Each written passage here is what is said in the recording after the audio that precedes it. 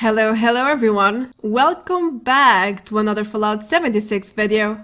Bethesda has just released a new official trailer for the Wastelanders DLC with lots of exciting reveals. And I got plenty of other news to share with you today. Let's start!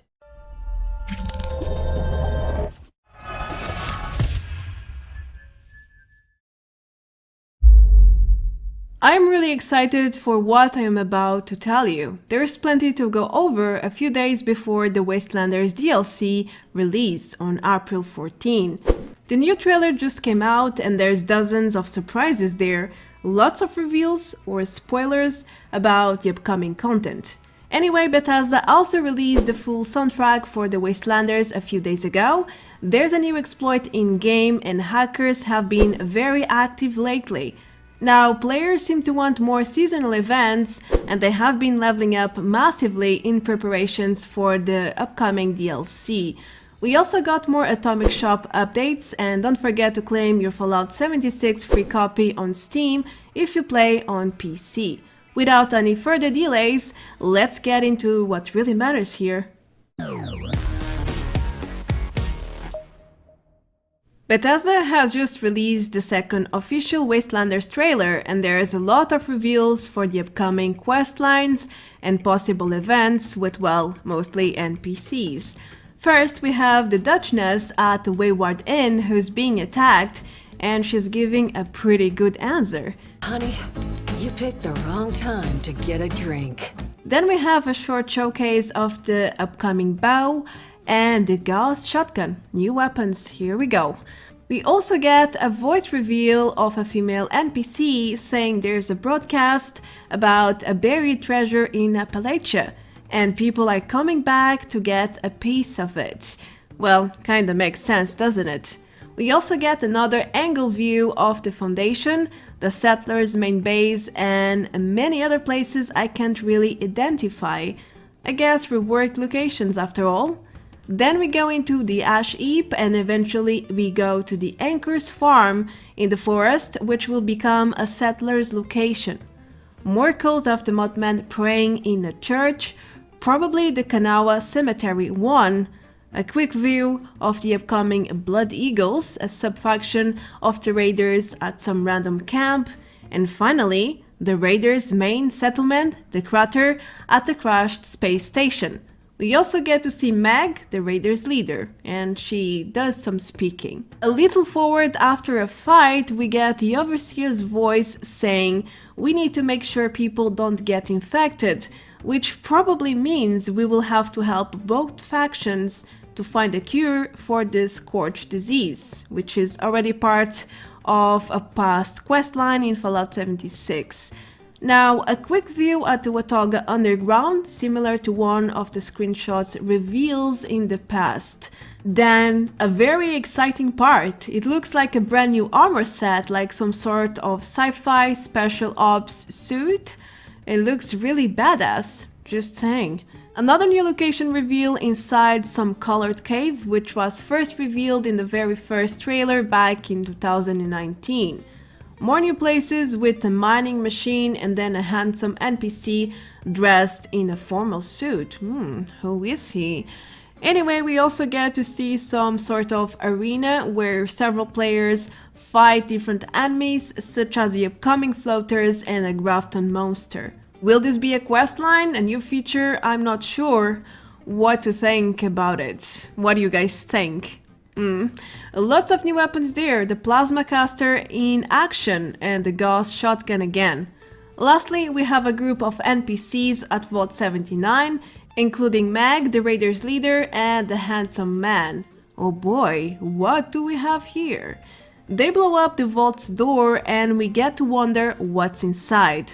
Well, at least there is a short showcase of the Gauss minigun just before the trailer ends. It's a whole new wasteland indeed, but we got no exact time for when the DLC is going live on April 14. I'm assuming it will be at the usual time we get news and patches when there are some to go live, around 5 PM GMT +1, which is my time zone. Well, that was a lot of bits and pieces, lots of reveals indeed. The best part is that we don't have to wait much longer. Earlier this week, Bethesda and the music composer INON released over a dozen of new soundtracks for the Wastelanders DLC. You can listen for free on YouTube, there are 15 entries in total, so feel free to go ahead and check the full playlist. I am leaving the link below the video. Anyway, after listening to a few soundtracks, I had some nostalgia vibes. It reminded me of Dragon Age or even the Elder Scrolls. I decided to search about this composer, and guess what? He has worked on dozens of other video games in the past, including Fallout 3, Fallout 4 and Fallout New Vegas. He also created music for Dragon Age Origins and Dragon Age 2, even the Elder Scrolls Blades. No wonder the soundtracks make things really familiar to me. Anyway, due to copyright reasons, I'm not going to play any of the songs here, but I must say they are really beautiful environmental tracks, with emotion, with suspense, with a strong message overall. The world of Appalachia has changed, and I think the upcoming soundtracks are going to do its job very well, to pass on this sense of change, of evolution, of another chapter that is coming to the Fallout 76 narrative. It feels like a lot of people got confused on April 7, which was the previous release date for the Wastelanders DLC. I received a fair amount of comments of people asking me when would the content go live and why isn't it released yet. I guess people didn't really follow the news or got confused or even misled because certain online channels didn't update the release date for the Wastelanders from April 7 to the 14, which is the official release date right now in case you don't know. For instance, Google didn't update their details, and even now if you search for Fallout 76 Wastelanders or just Wastelanders release, you will find the wrong release date. As such, no wonder so many people got confused about the entire situation. Even Just had made a statement on his Twitter about this. So it seems like a lot of people really thought the DLC was coming out this past Tuesday, but that was not the case. There's only a few days left, everyone, so hold on a little bit longer, and yeah, the Wastelanders is coming live next Tuesday, April 14, and I don't think there will be any further delays this time. Yesterday I saw this Reddit post with over 1,000 likes and decided to check the details. So someone recreated the player vending machine window and he basically made a better and improved version of it. For starters, the window is a little larger to help people with vision problems like me to read better. Then we have 4 detailed subcategories inside 4 main ones, which are weapons, armor, aid, and misc. For example, in the weapons category you have legendary weapons, normal weapons, ammo, and explosives. And in the armor section you can also find outfits, power armor, normal armor, and legendary armor. In misc you can find plans, junk, mods, and well, misc in general. Everything is really well organized, and there are more details that would be game-changing for people who spend a lot of time visiting player camps and checking what they have for sale. Sadly, this is not a mod yet, it's just a concept. The good part is that Bethesda replied to this post and one of the community managers said this interface rework is very clean and they will share it. Hopefully, they will share and discuss it internally, so we get an update sooner or later with all these improvements. What do you think? Would you like to see a vending machine interface update like this one? I surely would. Alright, I have recently got messaged by a player who claims to have found a new exploit. He said you need to meet a bunch of requirements for it to work, but basically you can spawn enemies in locations like West Tech, where the waves are very likely spawning with at least one legendary boss. This exploit allows you to spawn these waves as much as you want, therefore you have access to unlimited legendaries too. There are other ways to farm legendaries without limits by using glitches and exploits, but this one seems to be fairly new, which is quite concerning since the new DLC is about to go live. Anyway, I don't want to get into details here. My goal is not to tell you how exploits are done. Instead, I want to inform you they exist. Moving forward, I don't know why people have this need to exploit, especially to farm legendaries. It's just one of these things, you know, just why? I have actually been dropping legendaries because I'm full. Script is also full on both characters. And yeah, I can't really understand it. Maybe people should watch my guides more often. It's really not difficult to farm legendaries the legit way. Well, this one won't be a surprise for you if you play Nuclear Winter. This mode is known for its notorious cheaters on PC, and this past weekend with the triple experience event, things escalated again. Some matches turned into some sort of cheater against everybody else. It only took me 4 matches to find someone using a multi-hack, gliding inside the map and aimbotting everyone in range with infinite ammo, shooting through objects too. As I said, no big surprise there. I hadn't touched Nuclear Winter since last Christmas, and this event was a clear reminder of why I decided not to play this mode at all. It's really not fun to get killed by people who are using hacks and can't really be killed to start with. It's an unfair match from the very start, kinda a waste of time, especially if you have reached rank 100 already.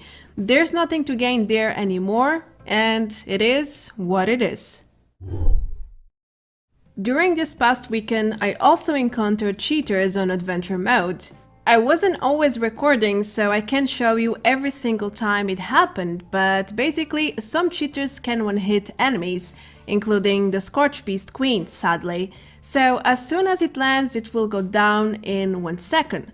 You can literally see the HP bar getting depleted in a blink of an eye. I experienced this sort of incident 3 times this past weekend, and as you can imagine, it's a very unpleasant experience for everyone, because first, you don't get any loot from the queen itself, and second, the event might bug out and not reward you with anything either. So besides cheating, these people are also griefing everybody who bothered to come over for the public event. It sucks to say this, but private servers seem to be the only way to prevent cheaters from disturbing you. In the past few days I have discovered and tested a camera bug. It seems like going down or dying inside your survival tent can sometimes trigger a bug that will mess your camera upside down, literally. Gladly it doesn't always happen because the only solution for this is to restart the game. Anyhow, when you go down inside your tent, you can sometimes see your camera go inside your body, go to your feet and switch angles. I even used a photo mode to see if my character was messed up or not, but as you can see everything looked fine, it's just the camera view that gets buggy. There are times where it will go up, down, others the view will go inside your body, it can even point at the floor. It's a very strange bug, and it makes the game unplayable.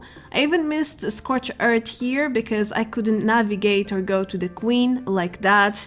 Even the VAT system didn't really work, and as you can imagine, aiming like that is close to impossible, so my best advice here is to avoid dying or going down inside your survival tent.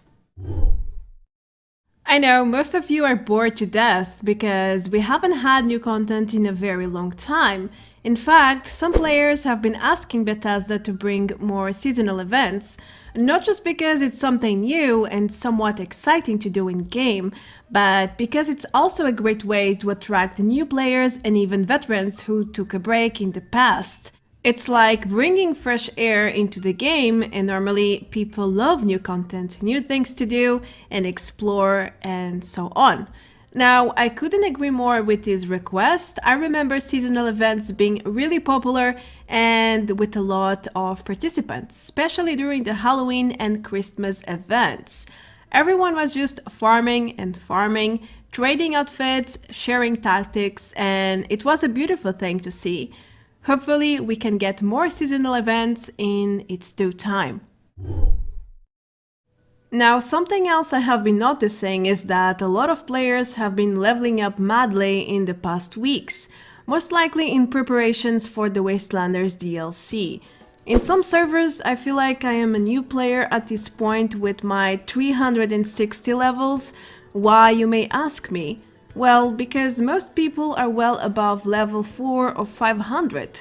Heck, I have friends who are almost level 1000, and it's not really rare to find players at level 800 or even 900. It's just insane, and well, I wish perk cards had a little bit more value because I have over 100 of them right now, and honestly, I don't really see the point in leveling up more. It's just a number for me with no benefits, but I guess for some people it means something else. It's some sort of status or reputation, like, hey, I'm really high level, I'm good at this game, I play a lot, and maybe even other things. In this past Tuesday we had yet another Atomic Shop update with some more Responders gear. There is a new camp bundle with 3 new flags, workshop skins, wall and floor decor, as well as a new player icon and some more wooden responder signs. You can still get a free icon from last week, by the way. You can also buy these items individually if you want to. There's several fire axe skins with different colors, as well as a flamer responder skin in blue and red. The excavator power armor also got a firefighter skin in red and white. The last week entries for the Responders faction are still live for some more days, such as a red rescue backpack skin and the fire chief bundle. The Future Tech bundle has returned to the Atomic Shop with some long missed items, such as the rotating globe, the Voltec generator skin, and the monkey lamp. Other popular returning items are the American Patriot power armor skin, the Wasteland Trapper outfit, and the vending machine skins bundle, which offers lots of skin choices for your machines. I think that's a fair overview for this week. Now, a quick reminder to all of you Fallout 76 PC players, don't forget to link your Bethesda account with Steam if you would like to receive a free copy of the game in the platform. Even if you don't want to transition right now, you don't have anything to lose. For example, I have an active membership and I am not sure if I want to go through all the issues with the support to transition to Steam, but I still linked my accounts nonetheless to first unlock the game and second to unlock the classic bundle, which comes with 3 free games. I mean, maybe you don't care about them, but hey, they're part of the Fallout franchise, so maybe you want to pick them up if you don't own them yet. Don't forget that 2 faction bundles are coming live soon for the Wastelanders release, the Raiders and the Settlers bundles, which cost about $20 each, or $30 for both. I'm not sure you can purchase them with atoms, but we need to wait a little bit longer to be sure. That's it for this point. What about the bugs this week? Well, pretty much the usual stuff. Fast traveling issues, emote issues, and my bloody resolution while recording gets messed up quite often. I also got randomly stuck in a wooden structure while jumping around. There's a first time for everything, right? Moreover, I keep finding these bugged players in power armor frames. I think it happens when people log off or disconnect and the character gets stuck in the server. It's really weird. I have also seen some players in the Slenderman bug and even inside the map. Some of them are also stuck in active items. This one is actually happening almost every day to me now. I also saw loot bags in the sky. I could hardly reach it with my marsupial mutation. Lastly, my laying down emote gets stuck in almost everything. It's quite annoying because I can't really use it as often as I would like. Oh well, it's life. Well, this was a long one, but totally worth it. So many news and well, Wastelanders, here we go. What revelation got you the most excited and what faction will you side with? Let me know everything in the comment section below. I'm going to announce my Easter event very soon, so keep an eye on my social media and my community tab on YouTube. I am also working on a beginner's guide for the Wastelanders based on all the reveals and spoilers we know so far. Anyway, I think it's time to wrap things up. I am Marta Branco, thank you so much for watching. Consider subscribing if you enjoyed what you just saw. And well, if you would like to support me even further, you can always become a member or unlock one of my Patreon tiers. The links are right below the video. So, I will see you all very soon in the next one. Until then, take care, adeus, bye bye!